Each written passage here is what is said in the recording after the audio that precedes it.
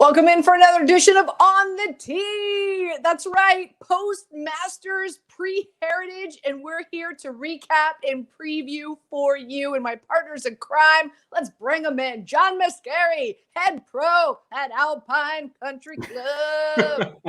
How you doing, Anita? I love it. I'm great. I won a little bit of money. I didn't win a lot of money. I won a little bit of money. So okay, I'm feeling all right. We're going to break it down. And of course, let's bring in Christina Thompson, CEO extraordinaire of Golf for Her. Got her own little shop in Denville, and you can check her out online at Golf for Her. I always say, what's my phrase, Christina? In order to play good, you got to look good. You got to look good. That's right. And that's why you got to shop at Golf for Her. All right, guys. First things first, as always, we start the show. Everybody, we like everybody to have a little cocktail. It is golf, right? This is the 19th hole. That's right. So Christina, our mixologist, she always starts the show with our drink of the week, and we tie it in to the tournament of the week. What you got here, Missy? Well, I'm really excited about this one because I'm heading to Hilton Head in June, and I'm actually just booked a tee time at Harbor Town. So woo! I am really excited about this drink. So this is it's kind of like a Long Island iced tea meets the South. So this is a Hilton Head tea. I have to tell you, it calls for a liquor infusion of like vodka, rum. I think tequila is also in this triple spec. I've been marinating mangoes and peaches since Saturday, so I can like really get the essence of this drink. So anyway, if Golf for Her doesn't work out, I'm starting drinks for her because you might not make it through the show. If I don't make it to the LPGA update at the end of the show, please just like someone fill in for me because this is like legit right now. I don't know if you can see this properly, but yeah, it's a really good drink, really refreshing. It's a Southern tea twist, so bottoms up. I've been thinking about this, Christina. I think you could write a cocktail book. In all seriousness, when this show season is over, and we're going to be with folks all the way through the end of August, by the way, when this season is over, you should write a on the tee cocktail book. I think I might, and I actually have all of these recipes stored together. So yeah, it'll be a good, maybe it'll be a New York Times bestseller list. I don't know. All right. Well, the next tournament is at Hilton Head. It's the Heritage. We're going to preview that for you. We'll have our picks, our plays, DFS, Monkey Knife Fight. We're going to get to that a little bit later on the show. But as always, we like to look back before we look forward, and of course, we're going to look back to the Masters. So wow. let's kick off with the biggest storyline, and that's of course Decky winning. And it was really interesting on Sunday, right? And I talked about this on my radio show. And, Decky winning is so much larger than him just getting a green jacket. And I know I'm stating the obvious, right? But like even exponentially, and I'm not to get political on this show, okay? But, just what the Asian community has been dealing with the last few months, let alone the last year, okay? It's been a difficult road for them, especially here in the United States, right? That compounded with the fact that there'd never been a male Japanese golfer who'd ever won a major, let alone the Masters. Mm-hmm. We've had two Asian women, right, Christina, but never an Asian man, and on top of it, the thing that we know about Decky is that on Sundays, he typically wets the bed, right? Like on Sundays, the pressure's too big and he's not so great putting the ball. It's not his strong suit. He's a great iron player. He's a great second shot player. And even Schauffele said, I think after Saturday's round, he said he doesn't think anybody on tour hits their irons as well as Decky does. So I felt like he was coming in, and not only was the pressure obviously so big for him to win a green jacket, but like it was like an Olympic moment right? Like, did you get the feeling like he was playing? It was larger than life. He wasn't just playing for himself. He was playing for his country, and all that entailed. And I thought the storyline was really, really unbelievable. And like I said, I think where we are in society right now, I don't think there would have been a better time for an Asian to win not just a major, but the Masters. John, let's go to you. Your thoughts on Decky's win. I think he showed a lot of poise. He tried to give it away at the end, but hit 4 great shots coming in. Even hitting the shot into the bunker on 18, calmly hit it up there close. It was impressive to see that the moment didn't get above him. I think he stayed in the moment. I think it was fun to watch. I was screaming at the television on 15 when he hits it into the water behind the green. But it was, to your point, Anita, just a super event for him, for the Asian community, for golf in Japan. I think it's going to experience a big boom because of this. And what better way to grow the game than to bring home a green jacket to your home country? Christina?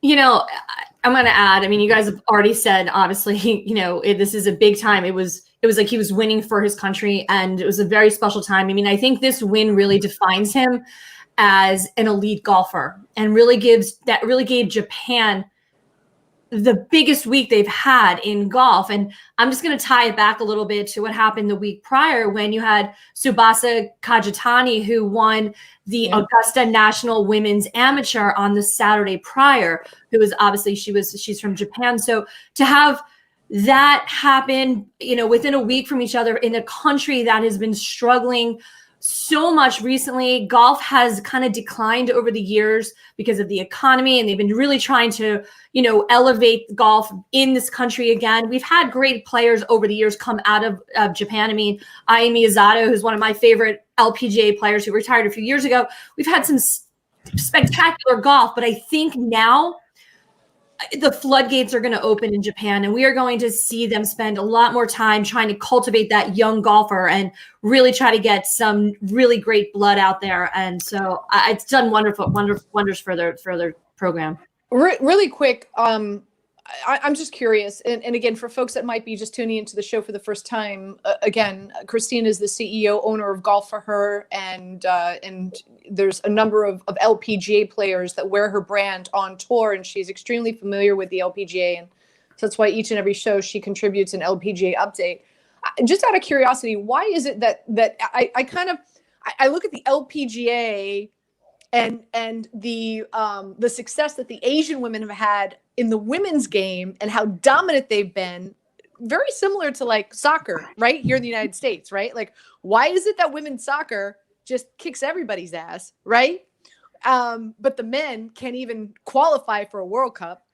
It's very similar. Why is that? Why are Asian women so dominant and so successful on the women's tour? And this is the first time we're having an Asian, you know, a Japanese man win the Masters. Yeah, it's a great conversation. I've had this conversation many times, and if those who are not familiar, the Asian countries, they spend a lot of time with their elite programs, their elite junior programs, and so like us, we have our elite gymnastic programs. We spend those, you know, that time with those kind of athletes. In the US, we don't really have that program, but in China and Thailand, they spend a lot of time growing and cultivating that younger athlete, and they spend a lot of their resources in doing that. And in Japan over the years, golf was a male-dominated sport. It was really a wealthier sport. Golf in Japan is very expensive. So I think that you've seen certain countries spend a lot of time cultivating their younger girls. And I think now you're going to see Japan kind of surge a little bit. I mean, we did have Hanano Shibuno, who won the British Open. She was from Japan. She won that in 2019, 21 years old. So I just think that's kind of the start of all of this. So I think we're going to see more male golf pros out there. But I think, like you said, on the LPGA Tour, we've had such a strong presence with the Asian players because of the incredible programs that they have for these players. And I don't think it's going to end anytime soon. Interesting. So what, those programs benefit the women, the young women and the young girls in Japan more so than the young boys? Yeah. And that's what we've seen. That's how the programs are set up. I mean, if you go and it's interesting, if you go to Thailand where Yanni Sang is teeing it up, she has Tiger Woods size audience in her gallery. I mean, she is a rock star over there. But even Hideki, when he plays overseas, I mean, the crowds are Tiger-sized crowds for him, but they're there to watch Tiger, but they're rooting for Hideki. So it's just the way the programs have been. I mean, and women's golf is always been a premier athlete sport for the Asians. Where do we go from here? There's so many storylines that came out of the Masters, right? Let's go with we'll go with the guy that I thought was going to win it. I was excited. I thought he was going to come in and pop that spinach, pop, boom, boom, and muscle that course. Here's the thing, guys. If you ever hear me say that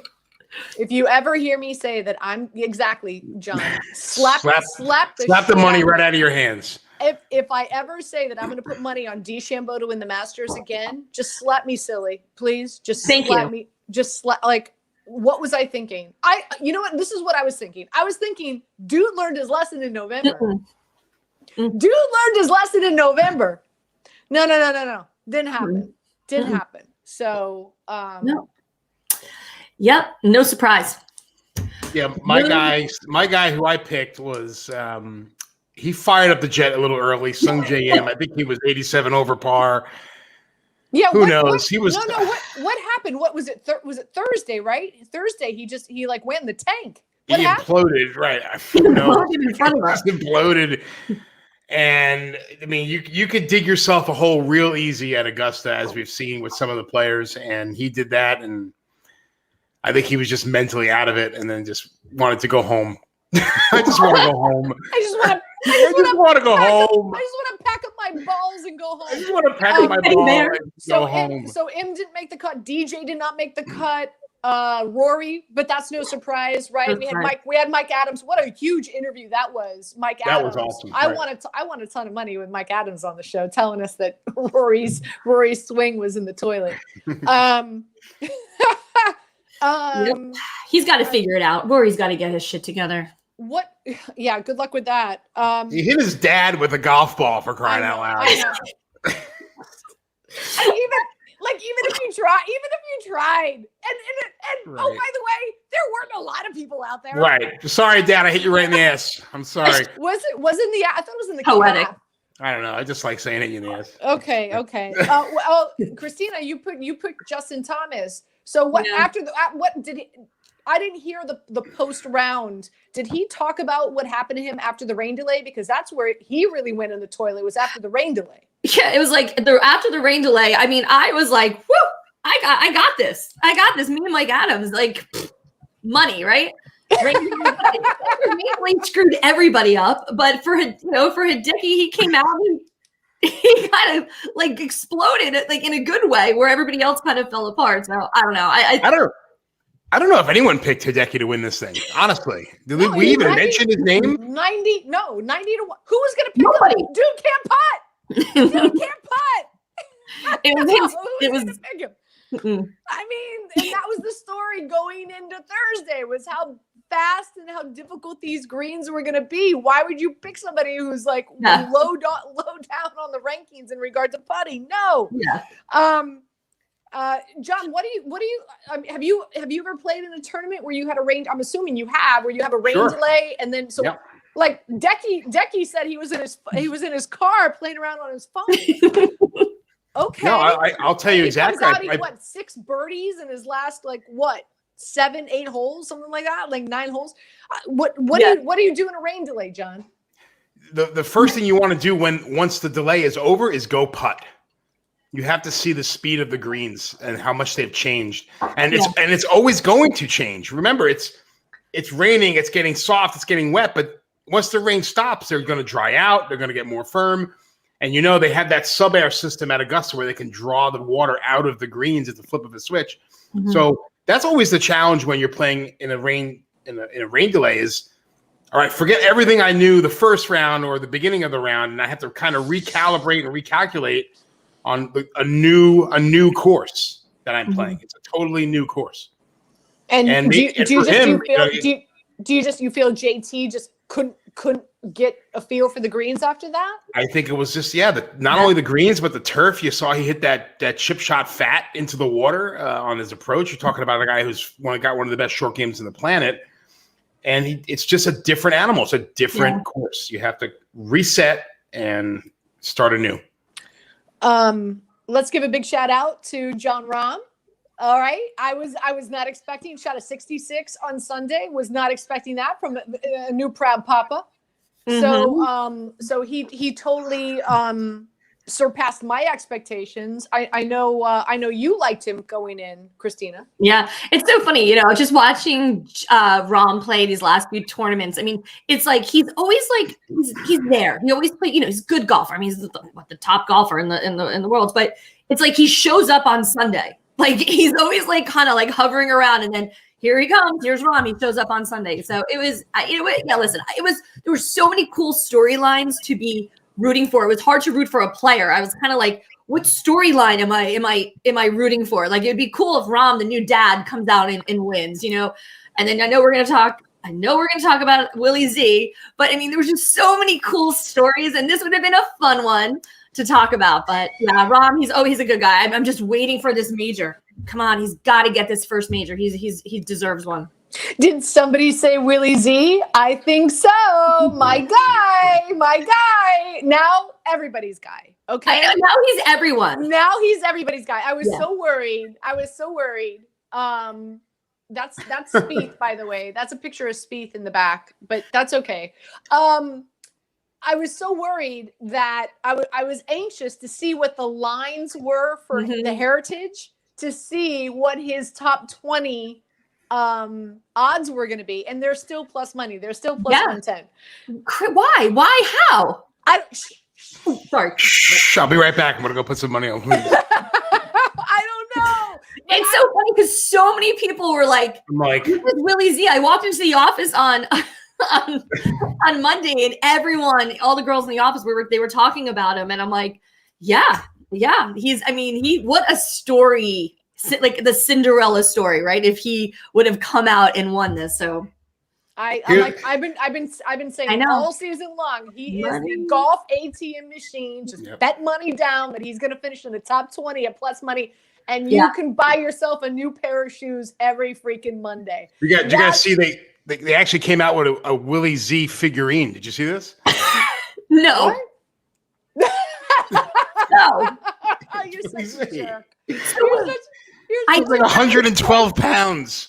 I think he's like a 28-inch waist. I'm not even kidding you. Right? I had a 28-inch waist when I was like 13.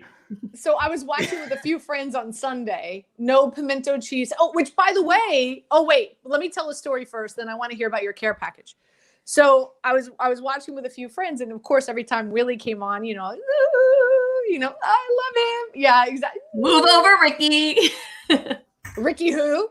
Exactly. And what is this orange? Bye. Wow. Anyway. Anywho, okay. So where am I right now? Oh, so every time he came on, I'd get excited, and so like the girlfriends I had over were like, he's funny looking. I was like, what do you mean he's not funny looking? He's thin, he's lean, he's fine. Like he's not funny looking. Everybody was like, he's funny looking. I was like, I don't know what you mean by funny looking. I think he looks just fine. Do you guys think he's funny looking? He looks like. Go ahead, Christina. I'll defer to the ladies first, but go ahead. Okay, so I look at him. I'm like, he could either be a professional surfer or he can be a golfer. But if like Owen Wilson and like Matthew McConaughey had a baby, and like Bradley Cooper was a surrogate, that's the child that Willie is. Yeah, I thought the same thing. I think he's like Spicoli. 100%. Bad times at Ridgemont High. Sean Penn, Spicoli. I know that dude. His nose isn't that bad. I was waiting for him to order a pizza and have it delivered on the golf course. That would have been Mr. Hand. Anyway, I'm thrilled for him. I'm over the moon for him. He's gonna, he's gonna win this year. It's just a matter of it's not about if, it's a matter of when. I'll go one further. I think he makes the Ryder Cup team.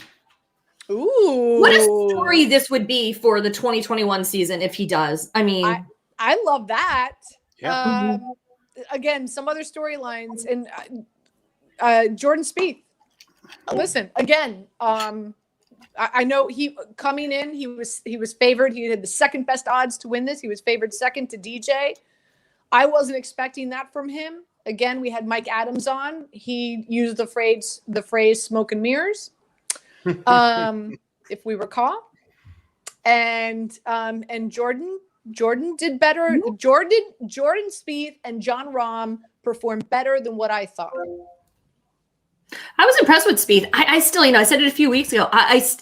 He's playing really good golf. He's got some really good momentum. I mean, he has, a win already now. Finally, he, ended that winless drought. But it's nice to see Spieth playing. I mean, I feel like he complains after every single one of his shots. Like, I feel like every time he takes a shot, it's like he's never happy with himself. So I don't know. Wait, but let's be honest. It's really fucking annoying, right? Yes, it's very annoying. Okay. Very. All right, I'm glad I got listen. that off. I'm glad I got that off my chest. Like he needs to stop. He needs to stop. Yeah. It's so hard to root for him. Like when he's always complaining about his golf game. My God, if I could only have a fraction of his game. But he only really hit 2 bad shots in the whole tournament. He took that triple on 9 on Thursday, and then he catches a flyer and makes double on Saturday on 7, and whoop, I'm out of the tournament. He lost. I mean, obviously tied third, and we'll talk about how other golfers tend to on themselves a little bit, but I thought he played great. It was nice to see him, but yes, the complaining thing is getting old. All right, so I guess you just set the stage for Schauffele. Go ahead, John, take it away. Oh, in his hand. In his hands. Oh. The guy hits over the green on 15. He makes double. Schauffele makes birdie. 2-shot lead with 3 left. And the honor on the tee on a 180-yard par 3.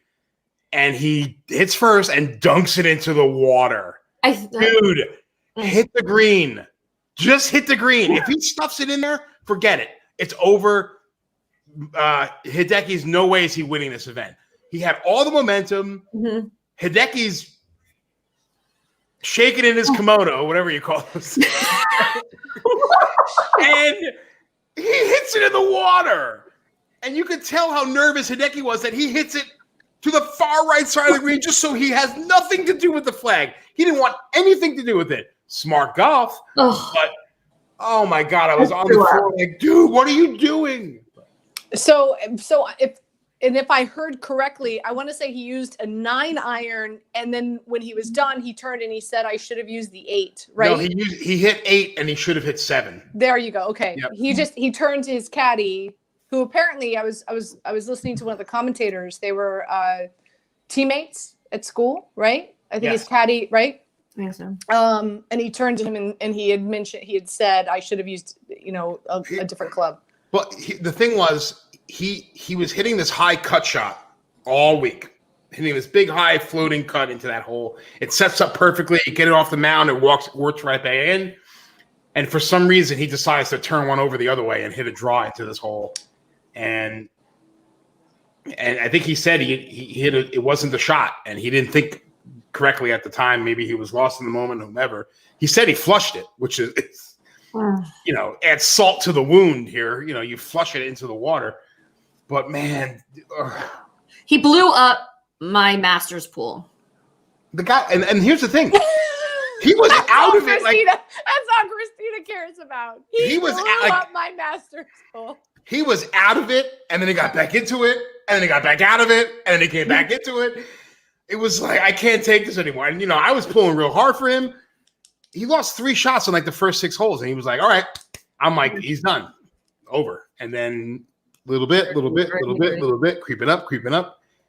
And then that turn of events on 15 was like, here we go. It was like, let's go. And then yeah, but it made it fun to watch. Like even, it was great. It was great theater. Would it have been even better theater if it would have gone into a playoff? Absolutely, right? But it's still, I mean, you know, it still was great theater, and you know, what more can you ask for, especially in a major that's the Masters, for sure. Yeah. Any other storylines you guys want to touch on before we bring up the FedEx Cup standing? Actually, you know, I just want to add, I know you both have seen the video of Hideki's caddy, Shota Hayafuji, at the end of the. You are fantastic with these names, by the way. Fantastic. Bravo. But how at his caddy, you know, he was wearing a shirt. It was his caddy at the end of the tournament. He was walking off with the pin. Oh, yeah. He was going to save the pin as a souvenir. But anyway, I think he put the pin back and then he bowed to the to the Augusta and like a, you know, very poignant moment. Right. And I was just like, Did you cry? Did you cry? Did you shed a tear? I didn't shed a tear, but I think I liked every time someone posted it on any social media. I think I was like triple tapping it, but it just to me that was beautiful. So you're a quick crier, Christina. I think yeah, you're really quick to. When it comes to I'm a sucker for these moments. You fan the eyes. You go. What was the unique thing? What about the T-shirt? There was a buzz about the T-shirt he was wearing, the logo. Nothing. I didn't see anything about that. Bueller, anyone? Okay. No, right. Nothing. Okay. Maybe one of the listeners. All right. So crickets. Crickets. There's the cricket. Okay. Let's bring up the FedEx Cup standings, please. All right. So DeChambeau, even though Mr. Popeye could not muscle the course, he still is at the top of the FedEx standings. Justin Thomas, who wet the bed after the rain delay, happens sometimes. He's second. Schauffele, of course, valiant performance, but couldn't seal the deal. Cantlay, and then Victor Hovland comes in 5. You've got Jordan Spieth at 6. Hideki moves up to 7 after this Masters win, by the way, with 1,244 points. Dustin Johnson is at 8. Tony Finau. We didn't even talk about Tony, our guy, Tony. Tony Finau is at 9. And John Rahm is at 10 with 1,071 points. So that's our FedEx standings, by the way. We show that to you each and every week after a tournament. All right, guys. The next major is the PGA Championship taking place at, I'm going to butcher it, Kiowa, the Ocean Course. There we go, in South Carolina. Pete Dye designed course, known as one of the top 3 most difficult courses in the country, let alone possibly in the world. Long, wide fairways, lots of wind, Bermuda grass. Somewhat of a links course, so it kind of gives you the feel that you're playing across the pond.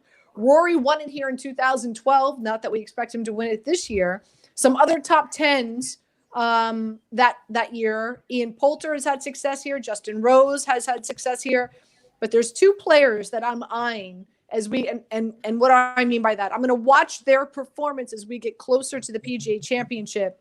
One is John Rahm. Okay.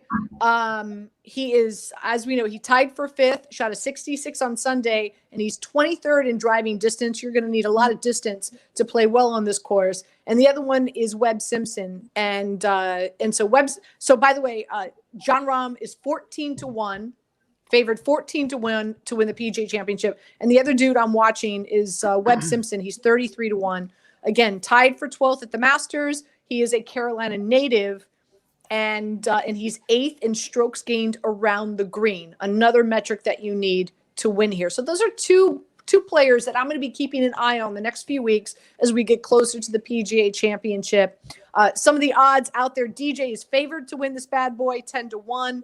Rahm 11-1, JT 12-1, Bryson 14-1, Spieth 16, Morikawa 22, Cantlay, that's a guy to keep an eye on as well, 25-1. Decky 25-1, and Willie Z and Webb Simpson are both 33-1. John, let's start with you.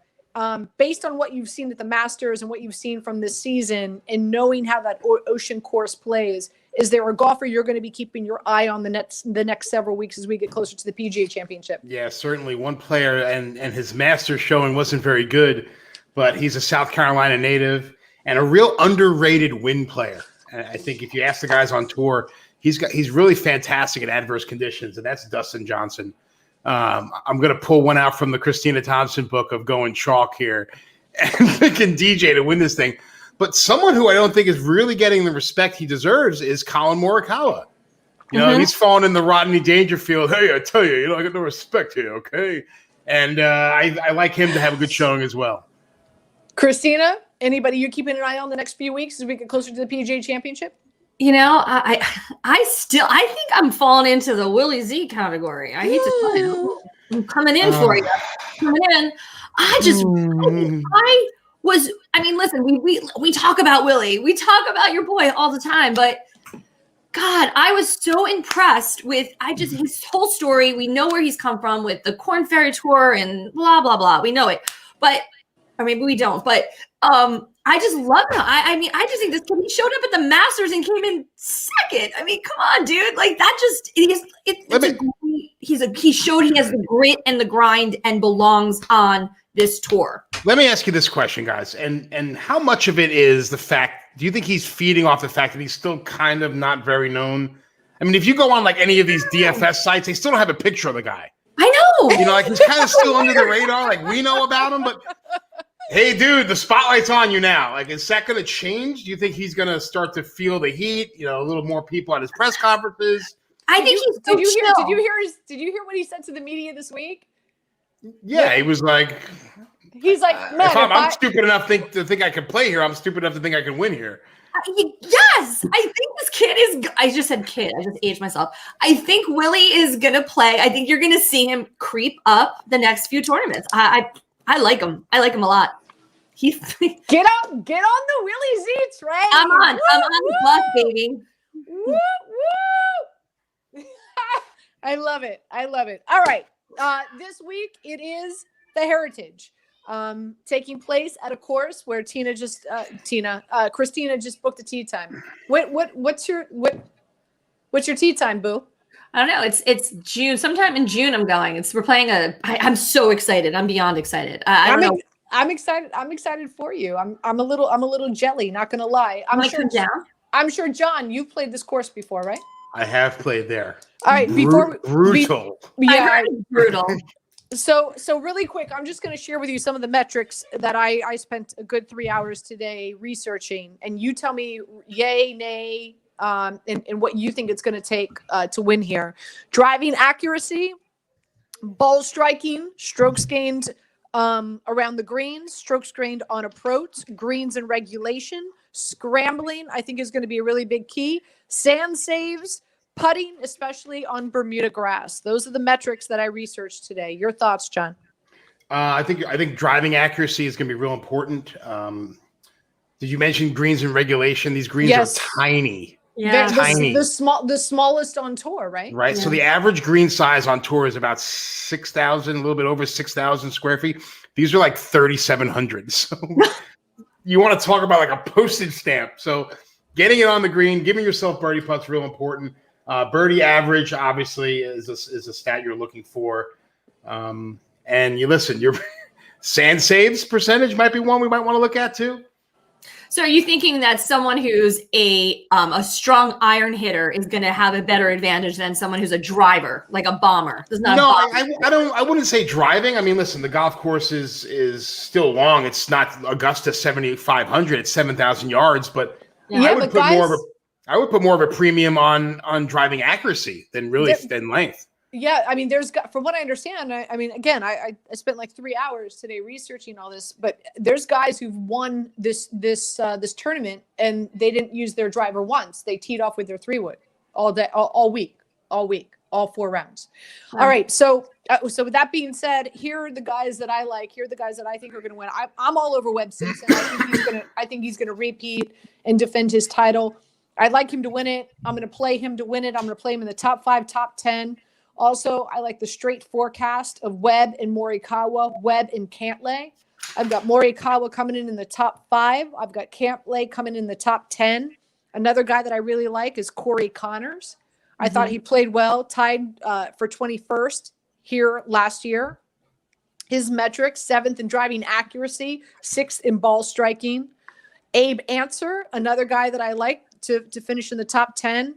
And you know me, like I said, Willie Z finishing in the top 20 at plus 110 all day, every day. Every time Willie Z tees up in a tournament, I'm going to put money down for him to finish in the top 20. And again, you can get him at plus 110. A guy that I'm looking to finish in the top 40 at plus money. How about Matt Kuchar? He loves Pete Dye courses, and he excels well in Pete Dye courses. And again, you get that at minus 109. It's not plus money. It's minus 109, but not too much juice. So those are the guys that I'm looking to win. But I've got Webb Simpson winning this. Christina, who do you like? I agree with you. I like Webb Simpson to defend the title. I think he shredded the course last year at 22 under. I think this course sets up really well for him. He's coming off a T12 win last week. He's had, a double top 6 finishes in his last few starts. So I think this course sets up really well for him. I like Webb. I mean, I like Answer too. I mean, he's finished runner up last year. So I mean, I think he's got hot chance too to win it. But Willie Z, Colin, Cantlay, I'm done with him. Every time I pick him to do anything, I know he has disappointed me so many times. So I'm done. But anyway, I like. He's only 4th on the FedEx Cup list. So I know, I got that. And DJ, but DJ's done nothing too. So so Shane Lowry, I think we're going to see a top 5 from him. Corey Connors, same thing. Matt Fitzpatrick. I kind of like him too. I think I'm fading Fitzpatrick. You are. Why? How about this? I will wager you a bottle of wine that that Hatton finishes better than Fitzpatrick. Okay. Yeah. Okay. Yeah. Let's go. Yeah. For it. Yeah. Okay. All right. Bottom 5. Cheers. I ran out. Like I think I'll get more. Oh my gosh, you're so funny, John. Who do you like this week? Oh, you guys kind of stole my thunder with Abraham Answer. I think he's going to have a great tournament. 2nd in driving accuracy on the tour. One of the guys that I've been really keeping an eye on is our good friend Billy Horschel. Mm-hmm. Okay, so Billy was at with a wet bum. He's got a wet bum. And a bad eye. Didn't you? Anyway. He fell on his arse. I like Billy. I mean, he was 60 something to 1, then he got to 50 to 1, and now he's at 40 to 1. So I think he figured it out on Sunday. I think he got the putter going. He had some bad luck at Augusta, so I like him. I also like Kevin Na for some reason. I don't know. He's been good of late. Top 10 there in his last 2 appearances at Harbor Town. Finished top 20 last 5 of the last 6 tournaments. How about I like Billy, but I think Kevin Na is going to be at the top of the leaderboard as well. I like Kevin. Kevin Na tied for 28th in scrambling. He came up in a few of my metrics. Tied for 24th in driving accuracy. Okay, I'm not far off. That's good. And 3rd in strokes gained around the green. So I'd put some coin on Kevin Na to finish in the top 40. Why not? You could probably get that at plus money as well. I just, before we move on, I just want to share with you the metrics for Webb Simpson, since both Christina and I are on him. 5th in driving, like all the metrics, his name kept on surfacing and high. Okay. Yeah. 5th in driving accuracy, 1st in scrambling, 9th in sand play, 13th in putting, and does putt well on Bermuda greens. Tied for 22nd in ball striking, 8th in strokes gained around the green, and tied for 23rd in greens and regulation this season. I just like the exactly. So I think the metrics, and cover your ass, play him to win, top 5. So you can get him at top 10 at plus 110.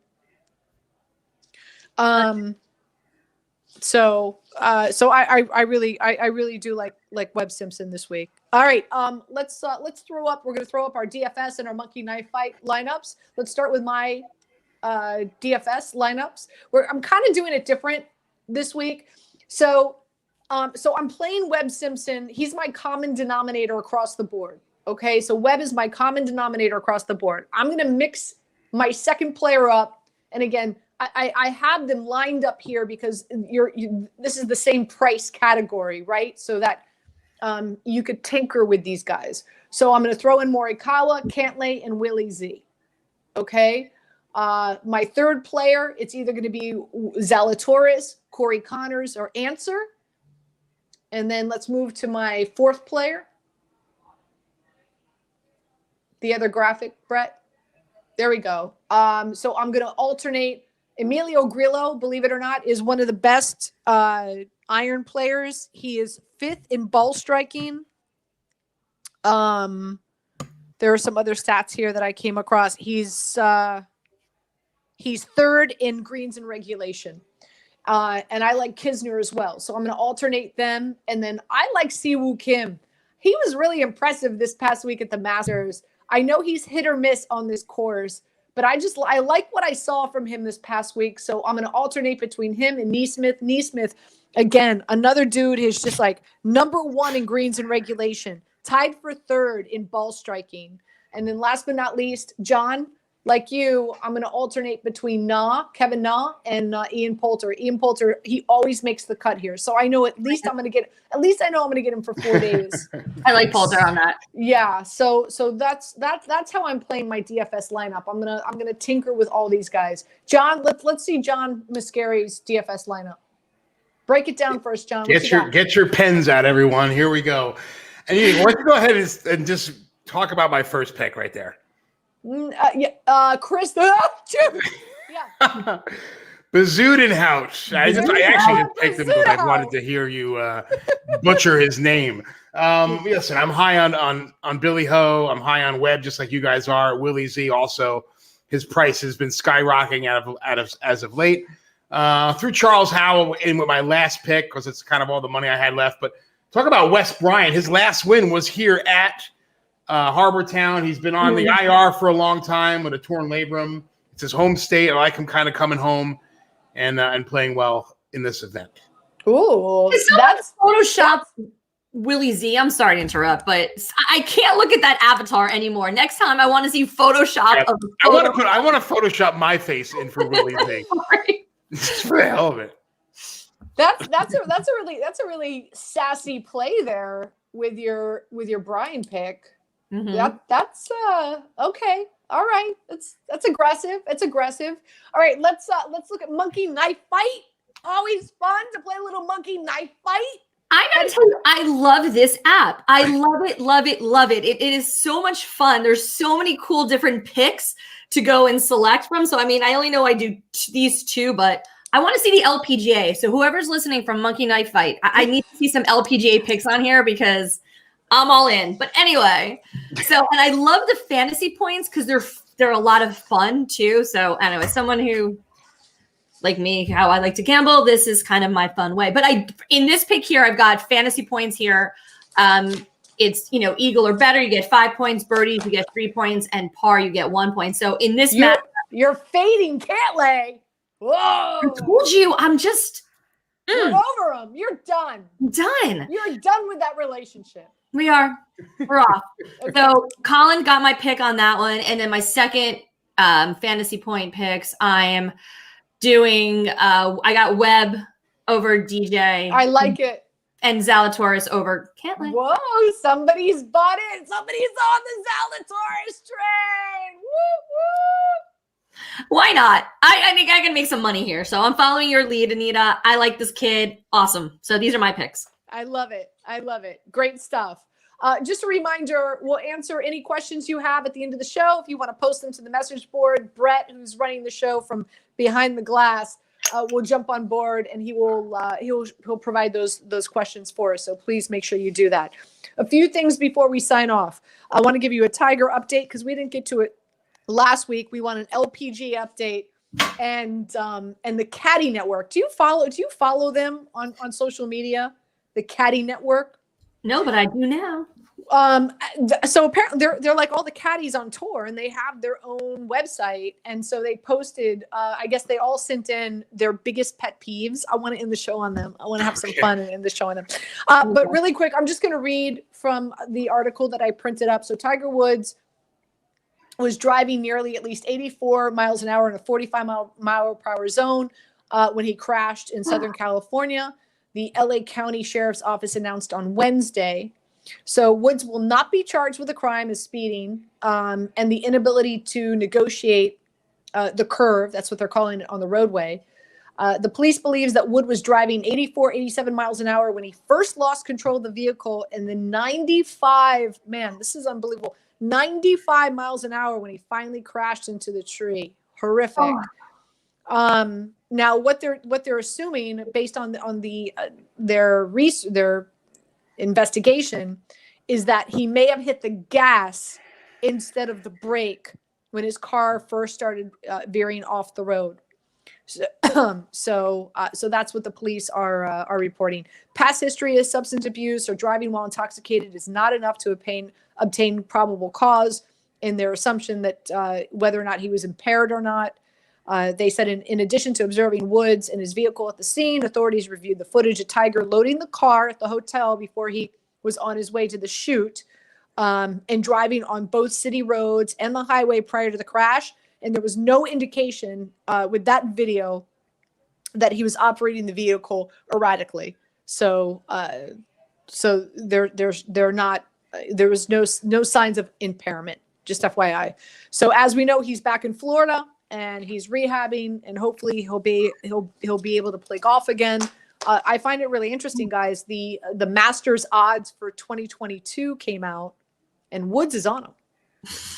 Okay. So I know. So hey, listen, I like it. I like the fact that he was in the 2022. I mean, obviously, we don't know what the status is. We don't know what the future holds for. Do we know what the odds are? What are his odds? I don't have them in front of me. I just know that I know that those odds did come out, and he's on the odds board. Wow. So anyway. Before we get to the Caddy Network and all the caddies' pet peeves, I'm sure John can't wait to hear those, Mr. Alpine Country Club. I love our caddies. What are you talking about? I'm not saying that you don't love your caddies, but you don't like to hear people complaining, right? I never hear anyone complaining. Of course you don't. Christina, give us an LPGA update. Yep. So the ladies are in Hawaii for the Lotte Championship.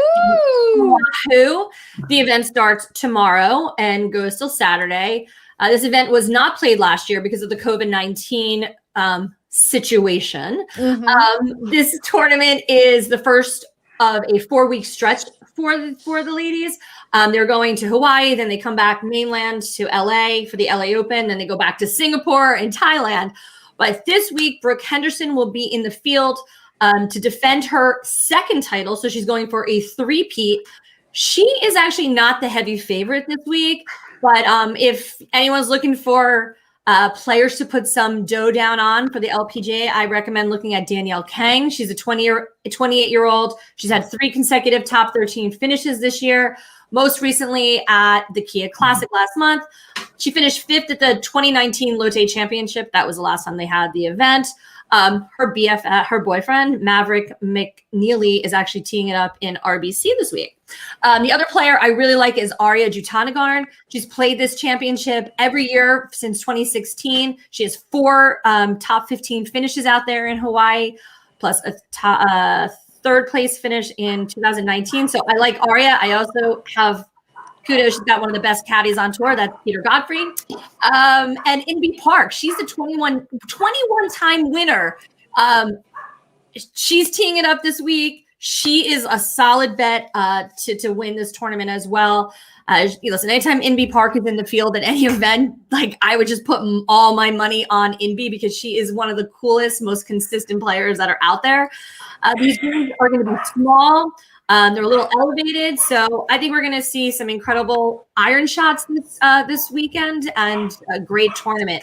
Now, just want to give you a quick little update on Sandra Gall. So Sandra Gall, she's the 35-year-old LPGA Tour player from Germany. She has been on an extended leave because she's been experiencing lingering effects of Lyme disease. So she actually announced today that she will extend her medical leave. So we will not see her play anymore in the 2021 season. Although she did play a few events earlier this year. I think she said she just had no energy. So she will be skipping the rest of the year. Hopefully she'll get better. We wish her all the best. And, we hope to see her back out there next year. But there's a lot going on right now on the LPGA Tour. Like I said, next week, the ladies come back here. They'll be here for the LA Open at Wilshire Country Club. Wish I can go out there. There's going to be a star-studded event out there. But lots of good things happening on the LPGA Tour. So people watch the LPGA. I can't say it enough. Just out of curiosity, when you get done, do you guys, every time you play golf, do you come home when you shower? Do you check for ticks? Like, is that like, do you do it every time? Are you consistent with it? So it's funny you said that because Lyme disease is a big deal for golfers. I think anyone who's a golfer needs to check their body for ticks. Absolutely. It is imperative. I am going to say I am guilty of not checking every single time. But when we play here in the Northeast, we're like in the my ball, is usually in the fairway. No, we know where your ball goes. There's no ticks in the fairway. We know where your ball goes, Christina. Christina, you need to check. We all need to check. I know a lot of times you come home from the course, maybe you spent a little bit too much time on the 19th hole. You come home, you're tired. All you want to do is jump in, take a damn shower and check yourself. PSA, the more you know. There you go. All right. Let's well, actually, before we get to our questions, we're going to end with our questions. If you have questions for the show, make sure you post them on the message board. Brett will share them with us, but I've been reading these. These are pretty good. You ready? Okay. And this is what we need to do. If you've ever done this, you've got to say I. Okay. You've got to admit if you've ever done this before. You ready? Mm-hmm. All right, here we go. Rangefinder battery dies on second tee. I think my battery's dead now. You know what I did? I have batteries now in my car. I've got those little batteries for the rangefinder in my car, and I give them out like candy as well, by the way. I do. What's candy here? Yeah, here's a rangefinder battery. Anyway, all right. Hitting a 12-footer, 12 feet by the hole and telling you it didn't break. I've never done that. I don't do that. Players, what are you shaking your head, John? 12-footer, 12 feet past the hole, Christina? Oh, I'm sorry. I mean, seriously? I'm sorry. John is just that excellent of a putter. Players who repeatedly hand me their trash to throw away. John, you do that, John? You give trash to your caddy? Leaving the club, resting on the bag. Put that shit back in. I lean it on the bag. Every time I hear, really, I want to say, no, actually, I'm giving you bad information in hopes in making less money today. Wow. That's harsh. That's harsh. Fucking kidding me? Really? Remind me to never caddy for you, ever. I know. I say that. I'm like, really? Yeah, really. Like, have you ever seen that before? Amateur golfers who use tour bags that have rain gear on a sunny day, enough balls to fill a range bucket, God. and head covers on all their clubs. I purposely have my little flimsy bag because I never know when I'm gonna have a caddy, and I don't want them to carry like one of those big bulky like John has those big leather bags. Wait, and when we played Liberty, I remember when I showed up with I have a big cart bag, and I remember Phil. I was embarrassed. Like, what is this? I was embarrassed. Right. I was embarrassed for you. So I'll tell you that we keep spare golf bags at Alpine when guests come up with ridiculous bags that the caddies don't have to carry. And it's almost like, hey, let me switch that over for you. That's kind of without saying it. But I could tell you last weekend, we were busting a guy's stones about how heavy his carry bag was. We pulled out 38 golf balls out of the bag. 38. Who needs 38 golf balls? Are you that bad that you need 38 golf balls? Caddies. I sound like Jim Mora now. Yeah. Playoffs. Golf balls. Golf All right. balls. Caddies wearing golf shoes. Do your caddies wear golf shoes, John? Jonathan? Some of them do. Some of them do. The smarter guys wear better sneakers. A 25 handicap with a 3-wood out of the rough. What the fuck?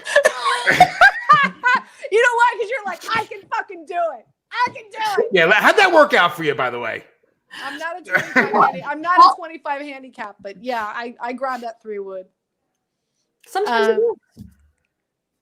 players pretending to be hurt because they're playing bad. I've never done that. I've never done that. I'll just say, you know what? I fucking suck today and I'm calling it a day. I don't pretend shit. People hitting at the same time and expecting to know where both balls went. Keep that pace of play moving. Let's go. People using a putter to get the ball out of the hole. Bogey. That's a bogey. If either one of you put your hands up, I would drive over to your house right now. But wait. What about the guys? Don't even say it. The little plunger thing. Yeah, because they have a bad back and they have the little suction cup that they put the. Come on, that you can't be upset with that. Guys that are worth millions yet want to look 5 minutes for a ball 8 clicks up a mountain. Can I tell you? The ball's $2.25 fucking cents. Let's move the fuck on. The guy you playing with has 38 in his bag. Grab one of his. And it's dudes. Like I lose a ball. I lose a ball. All right, give me another one. Like I don't give a shit. Like what is it with guys? And they spend 15 minutes looking for a fucking ball. They spend less time looking for the ketchup in the refrigerator that's right in front of their face and 20 minutes looking for a ball. I don't know. John, what is it? What is it about dudes and balls? First of all, are you fucking done baiting up on every goddamn guy in the world? The two of you man bashing us. I'm sticking up for all the guys out there. If you're playing a money match and you need the goddamn ball, you're gonna look for it. You have 3 minutes to look for it. If the ball is off, the coast of the Jersey Shore, that far right, yeah, you know what? We're not going to find that. We're trying not to get ticks or Lyme disease. But if you saw it go in here, and I'm like, I know it's around here, I'm going to look for it. Need a $2 Nassau. Come on. Men jiggling change in their pocket with my players over the ball. Oh. My grandfather used oh to my do that. God. That's my my grandfather used to do that. Looking for that quarter. That's great. Candy paper makes me crazy when people do that. Candy paper? Like potato chips, people eating when you're done. Okay. Okay, yeah, I'm with you. Player pulling the flag stick out and tossing it on the green. Yeah. No way. Come on, Anita. Wait. I don't toss. No, you don't. You gotta put it down, and then you use your putter to guide it down to the ground. Oh. The more you know. You're such a pros pro. The more you know. You're such a pros pro. The other caddy in the group being drunk or lazy. Drunk or lazy? I've seen both, actually. Members trying to rake their own bunkers and doing an awful job. I will say this: a lot of times, if I'm sharing a caddy with somebody, I'll be like, "Don't worry about it. I'll rake my own bunker. Like I don't I'm not bougie. Like I got it." And they're like, "No. I try to be nice." Like if Lee Westwood could rake a bunker, I can rake a bunker. Yeah, but Lee Westwood actually knows how to rake a bunker. You know what? That's a good thing. I think we need to teach people. You guys are like, you ever see those things like that calm you? You just like brush the sand back and forth. I feel like people do these designs in the bunker when they're raking the thing. Like a squiggly line. I'm gonna go this way. Wait, this is a good one. Singles on Saturdays who expect to play through the pack. Get some fucking friends, buddy. I got to tell you a funny story. We got this guy at our club, and he'll remain nameless. He always asks for like a Saturday morning 9 holes. He's like, "Hey, John, get me out single 9 o'clock on Sunday." I'm like, "What? By yourself? You're not going to be able to play through everyone." But It's ridiculous. Singles have no stature on the golf course. Get a friend. I'm gonna be fired by the way. It was nice knowing you guys. I hope that he's not watching this right now. You guys. No, he goes to bed at 7:00. He's not watching this. You can watch it on YouTube. I think that's it. I think that's. I mean, but it's called the Caddy Network. They've got a website. I follow them on social media, and this Mark guy is really. I'm a big fan. How heavy is your fucking golf bag? It's really heavy. Are you kidding me? I was really no, it's a what is it? It's like a mobile golf for her shop in her bag. I was really embarrassed when she came out celebrity and Phil looked at her and was just like, really? So I have a great bag. We just went to Myrtle Beach and somehow Mark's bag was like 3 or 5 pounds lighter than my bag. So I'm not sure, but it would like it. Yeah, it was heavy. And thanks, Mark, for showing up and watching. I appreciate you ratting me out. But yeah, apparently it's about 39.5 pounds right now. As per the airline scale. I don't know. It was a 40-pound golf bag? It's a carry bag. It's a Sun Mountain carry bag. I think it's like the bag is like 4.1 pounds on itself. You got 37 pounds of crap in it. Come on, all right, Mark, get involved. Let's go. Let's bring Brett. Let's bring Brett in. If we have any questions, he could throw them our way before we sign off. Brett, what's up, guys? What you got for Brett. us? I'd like to lead off with probably the most insightful statement that's been made all night. As you guys were talking about men and their balls, viewer Chris Robinson would like us to know that men are attached to their balls. Yeah, no shit. Yes, I believe he means this both literally and figuratively. So anyway, I thought I would lead with that. Chris has been watching all night, which is awesome, and I would like to lead off with a statement that he made that I'd like to turn into a question and see if you agree. Because I remember when we had Mike Adams last week, and when we asked him about Bryson and winning the Masters, he said Bryson thinks he's going to beat the course and he's not going to. Do you feel that way, that Bryson was basically trying to outmuscle this course, and the course was just like, nah, G, not this week? Yeah, there's no doubt. I think there was like the ghosts of Augusta past was pretty much be like, yep, you think you can beat us by overpowering? There you go. A little dose of reality. But yeah, I think that's when he finally understands how to take his medicine and play to spots and not try to overpower the golf course, then maybe Anita will start putting money back on him. But until he does that, you gotta earn Anita's money, right? You gotta earn that faith. Are we in the Brady Bun? I love every time Anita tells people I'm gonna do the Q&A, and she always says I'm behind the glass. I'm always like, oh man, I wish I really was behind the glass and not in my basement. But yeah. Have you guys heard about this Wayne Player story coming out of Augusta? Gary Player's son, Wayne? Yes, I have heard it. I have heard that story. So yes. let me give some context. I want to get your guys' take on it. Do you have the photo of him? Oh, the photo is unbelievable. The photo with his golf balls? Yeah, so for those who somehow don't know, Gary Player obviously is always one of the elder statesmen and the ceremonial starter, for the Masters, along with Jack, and this year Lee Elder was there.